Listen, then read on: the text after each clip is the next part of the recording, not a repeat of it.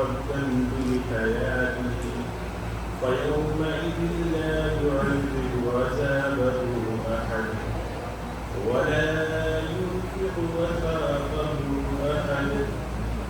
يا أيتها النفس المطمئنة ارجعي إلى ربك راضية مرضية وادخلي في عبادي وادخلي جنتي.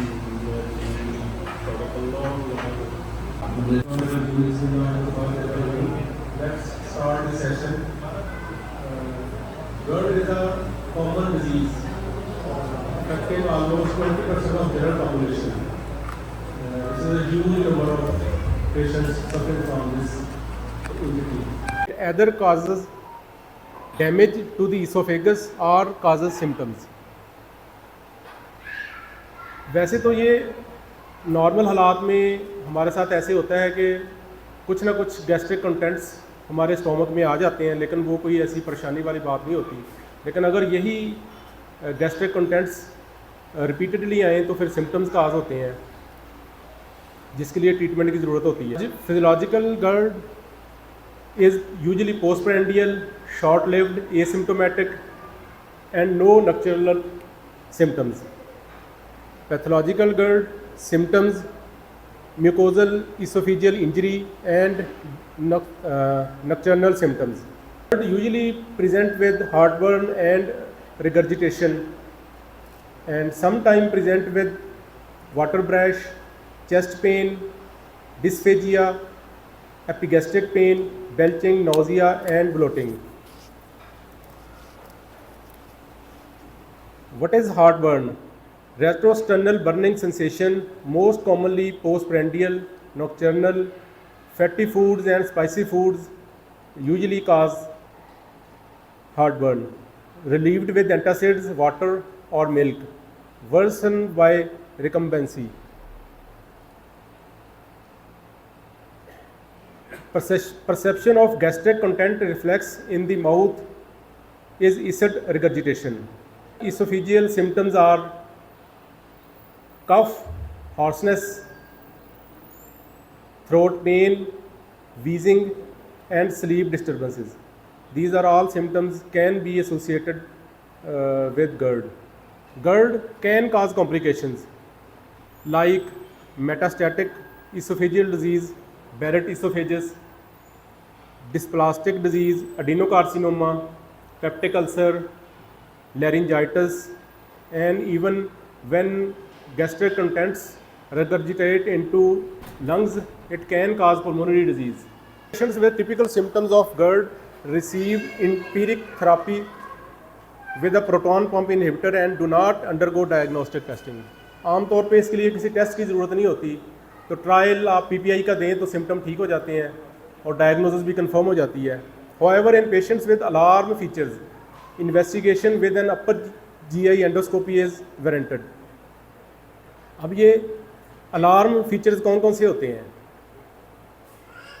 Dysphagia, odynophagia, nausea, vomiting, weight loss, extended duration of symptoms, no response to PPI, family history of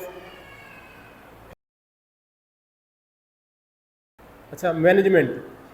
Assess cardiac patients for GERD or acid peptic disease symptoms or risk of GI bleeding.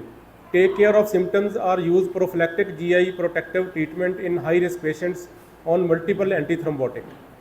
Judicious use of antithrombotic, especially in high-risk patients. अब recommendation ये हैं कि कोई भी patient जो ischaemic heart disease की treatment ले रहा है, अगर उनको सिम्टम्स हो रहे हैं तो they require PPI therapy. Importance of PPI: decrease gastric acid production, reduce peptic ulcer and GI bleed. PPI use has shown a reduction in GI bleeding in cardiac patients on antiplatelet therapy. अब cardiac patients के अंदर कुछ challenges होते हैं कि जब हम PPI start करते हैं, PPIs like omeprazole can inhibit cytochrome P450 system affecting clopidogrel efficacy. Reduced platelet inhibition can compromise cardiovascular outcome. Prefer PPI with minimal cytochrome P450 interference. कोई बता सकता है कि क्लोपिडोग्रल और पीपीआई की इंटरेक्शन कैसे होती है?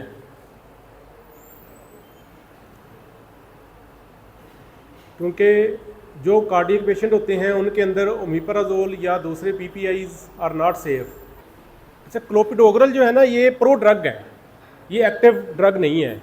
ये पहले लिवर में जाती है, वहाँ से ये एक्टिवेट होती है, फिर ये अपना एंटी प्लेटलेट एक्शन करती है। तो जब हम ओमेप्राजोल या कोई और पीपीआई यूज़ करते हैं तो वो एंजाइम जो होता है वो इनहिबिट हो जाता है, जिसकी वजह से इसकी एक्टिवेशन स्टॉप हो जाती है। और अगर पेशेंट क्लोपिडोग्रल और ओमेप्राजोल दोनों कंकोमिटेंट यूज़ कर रहा है, उससे क्लोपिडोग्रल की एफिकेसी डेंजरसली कम हो जाती है। और हम तो क्लोपिडोग्रल पेशेंट को दे रहे होंगे, लेकिन उसका फ़ायदा कोई नहीं हो रहा होगा।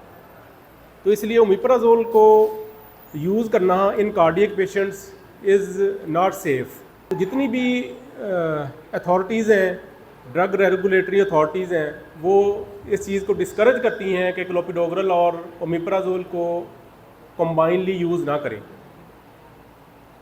FDA भी यही रेकमेंड करती है।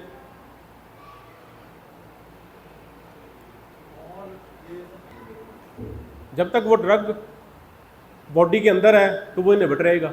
यूजुअली ओमेप्राजोल की जो हाफ लाइफ है वो 24 आवर होती है, तो 24 आवर के बाद वो इफेक्ट ख़त्म हो जाएगा। नहीं, ऐसा नहीं recommended.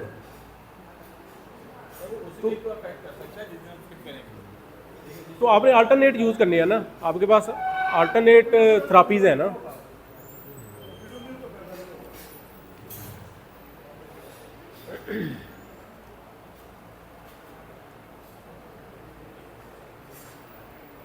American cardiac society, European cardiac society, Canadian cardiac society सारे डिस्करेज करते हैं ओमेप्राजोल और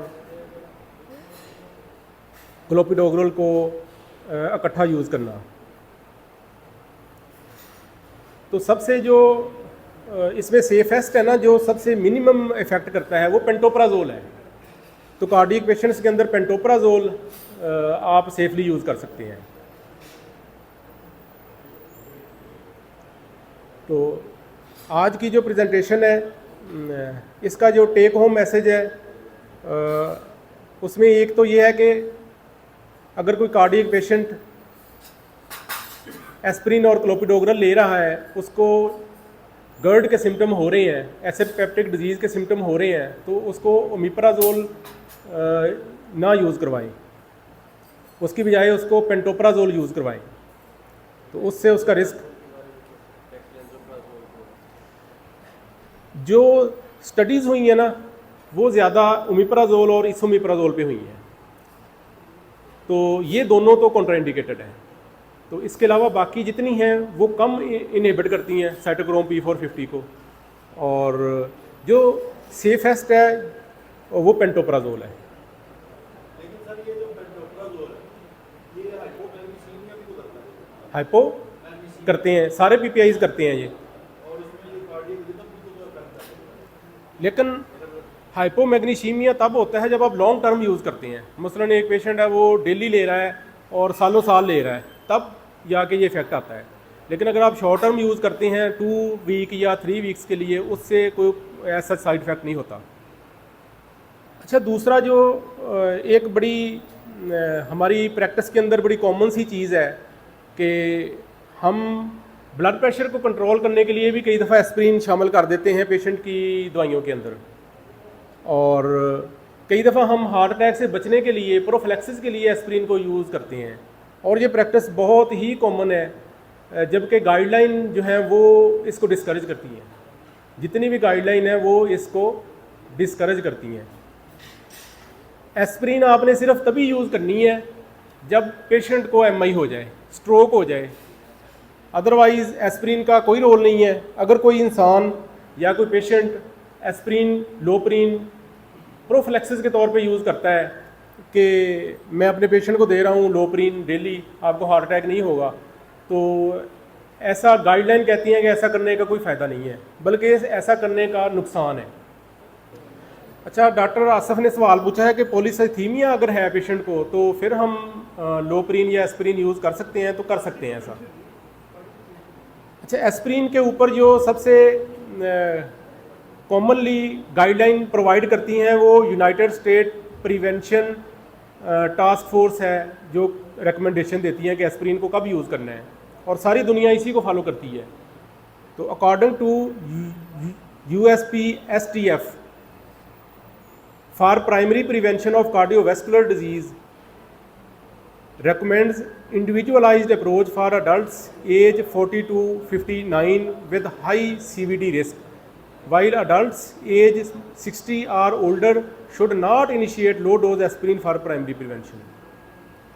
तो इसमें यह है कि अगर पेशेंट यंग है उसमें अगर आप एज ए प्रोफिलैक्सिस यूज़ कर रहे हैं तो किसी ना किसी हद तक वो जस्टिफाइएबल है, लेकिन उसमें भी ब्लीडिंग रिस्क बहुत ज़्यादा है। यानी अगर एक पेशेंट एस्प्रिन या लोप्रिन को यूज़ करता है for prevention of heart attack, तो उसको हार्ट अटैक से प्रिवेंशन तो नहीं होनी, लेकिन उसको ब्लीडिंग होने का रिस्क बहुत बढ़ जाएगा। और वो ब्लीडिंग कौन सी होगी? Upper GI bleed.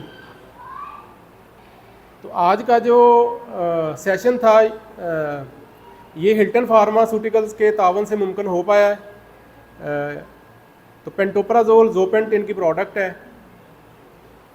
Thank you very much. अगर कोई क्वेश्चन हो तो। कोई रोल नहीं है।